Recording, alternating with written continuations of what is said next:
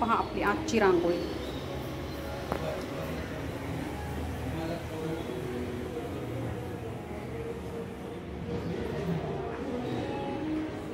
छोटीच रांगोळी काढली मित्रांनो. आज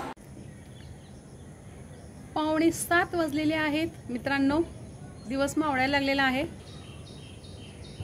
पहा गुलमोहर कसा हात देतोय खालच्या गवताला, हात मिळवण्याचा प्रयत्न करतोय. आज मी छोटीच रांगोळी काढली कारण की पुसतो ना तो डॉगी म्हणून नाही काढली आणि एका साईडलाच काढली मी. नमस्कार मित्रांनो, कसे आहात? आय होप मजेत असेल. करते ब्लॉगची सुरुवात. त्याआधी तुम्हा सर्वांना सस्नेह प्रेमपूर्वक नमस्कार. तुम्हा सर्वांचं स्वागत आहे मीराताई ब्लॉगमध्ये. आपली मीराताई. संध्याकाळचे 7 वाजले आहेत. राईट 7 वाजले. आपली दिवाबत्ती झाली.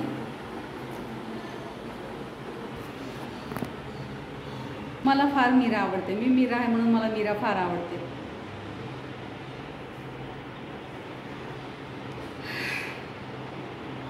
राधे राधे. मीरे मीरे कोणी म्हणतच नाहीये. रुक्मिणी पण म्हणत नाही, पण राधे राधे.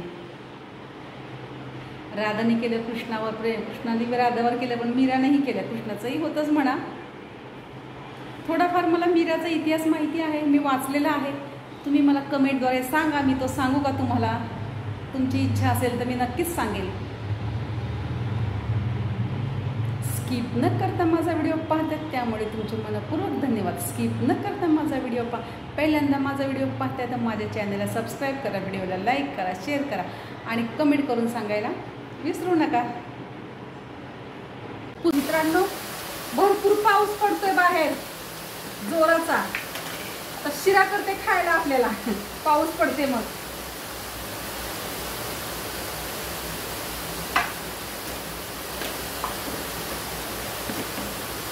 म्हटलं शिरा करावा. जरा येतील आता मुलं भिजत भिजत जरा गोड खायला.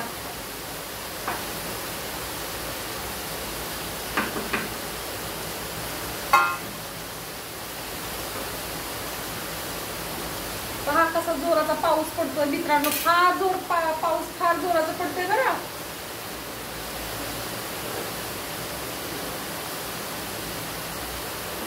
आता कुकर शिट्ट्या मारण आपला.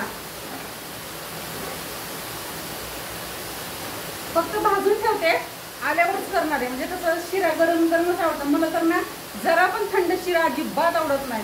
तुम्ही म्हणाल तर वर्षभर खाणार नाही, पण थंड शिरा खाणारच नाही. असं गरम गरमच एक प्लेट, थोडासा आपला छोटी प्लेट.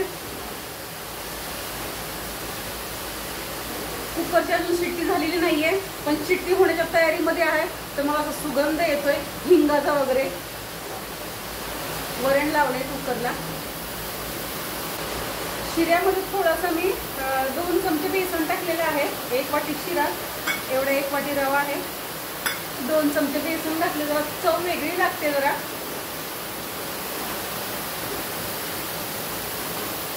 खमंग वास सुटलेला आहे, कारण का आता सर्दी वगैरे मला काय आहे नाही.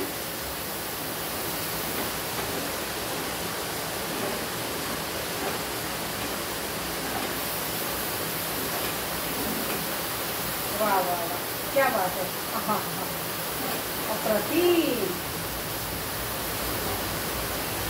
सुगंध, अप्रतिम सुवास, घमघमीत तुपाचा, घमघमाट तुपांचा. बंद केला गॅस मित्रांनो. झाला आपला शिरा भाजून झाला. रवा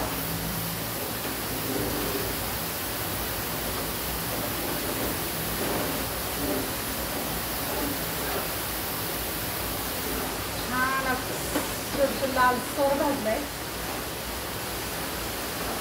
आणि तवा गरम असल्यामुळे अजून भाजतो चांगला असा गरम. आता गॅस बारीक केलाय बरं का वरणाचा. पण पहिले ना मित्रांनो मला ना गावी एकदम अवघडल्यासारखं वाटलं. सुरुवातीला आम्ही गेलो ना, काहीच असं फॅसिलिटी वगैरे काही नव्हती. मग नंतर आत्ता घेतले. गेल्या वर्षी दिवाळीमध्ये दसऱ्याला कुकर तर आहेच आपला.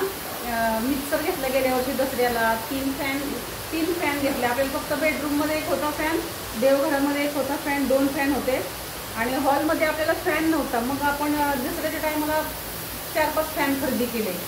कूलर सगळीकडे आता फॅनची काही गरज नाहीये. गोट्यातही लावायचा विचार चाललेला आहे शेडमध्ये गुरांसाठी. आता इथे तिकडे आवडल्यासारखं वाटत होतं, आता इथे आवडल्यासारखं वाटतं. तिकडे काही पण करा इझिली वाटते, काही करा असं काहीच वाटत नाही की आता हे नाही ते नाही, छान वाटतं. आता इथे इझी वाटतं, इथं वाटत नाही, इथे आवडल्यासारखं वाटते.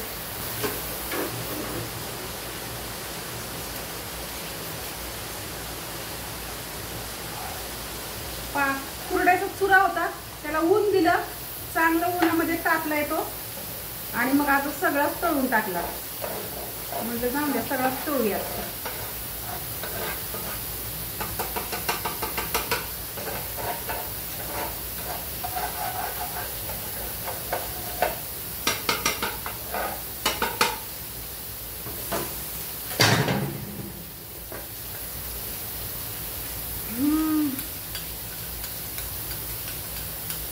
भाजून तर ठेवलाय आणि काय वेळ लागते आल्यावर नुसतं उकळत्या पाण्यामध्ये टाकायची साखर आणि टाकायचं हे टाकायचं ड्रायफ्रूट. इकडे जेवायला बसते, जेवण होत आलं की इकडे येईन घरामध्ये थोडंसं करण. जेवण झाल्यावर गोड खायला आवडते सगळ्यांना.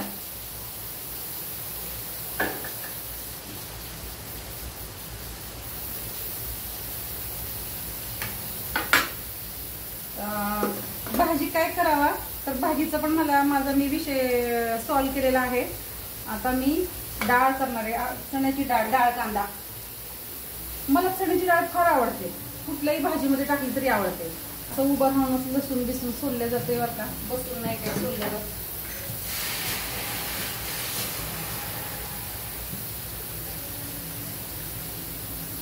फक्त एवढं की आपल्याला किचन त्याच्यामध्ये असं पाण्याची फिटिंग नाहीये, जरा टाकी वगैरे ठेवलेली फिटिंग नाही जरा, त्याच्यामुळे ते तेवढं नळतंय. जागोजागी नळ नाहीयेत. नळ आहे तर वॉशरूम मध्ये आतमध्ये आहे, आपलं एकच आहे वॉशरूम पण टॉयलेट पण एकच दरवाजा आहे दोन्हीला. आणि हे असे नळासाठी जरासा मार खाल्लेला आहे जागोजागी, पण ते का करत नाहीये. बरंच काम करायचं ना घराची, उगाच तोडफोड कशाला, आता काहीतरी अडकवायचं आपण उगाच लटकावणं आणि परत तोडातोडी, म्हणून साठी ते करत नाहीयेत तेवढं आम्ही. त्याचं झाला आता, पाऊस आला पण आणि शांत झाला पण. सुरुवात आहे अजून सगळीकडे पावसाला सुरुवात आहे. कोल्हापूरला तर गेल्या महिन्यामध्येच आम्ही गेलो होतो देवाला, तेव्हाच पाऊस चालू. मेच्या आधीच एप्रिलमध्येच, मार्च एप्रिलमध्येच, मार्च झाला एप्रिलच्या स्टार्टिंगलाच आम्ही गेलतो. तेव्हा तर चैत्र महिन्यामध्ये देवाची यात्रा होती ना त्या पौर्णिमेला, तेव्हा तर तिकडे चांगलं एवढं असं गवत उंच उंच झालेलं चांगलं रस्त्याच्या कडेनं. आणि काय पाऊस होता, 5ला लागला तर 9लाच बंद झाला. 7, 8, 4-5 तास पाऊस होता. आणि तेवढ्या 5 तासाचा प्रवास आम्ही एकदम स्लो रस्त्यावर पाणी साठलेलं, रस्ते पण कळत नव्हते, पाणी साठलेलं तिथं. ते म्हणायचे रत्नागिरी वाडी असं काहीतरी आहे ज्योतिबाच्या तिथं नाव.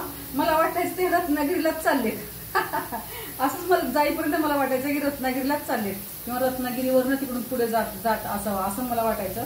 पण म्हटलं जाऊन ते आपण कशाला बोलावं, फक्त काय ते हा रत्नागिरी वाडी रत्नागिरी असं म्हणायचे ना ते.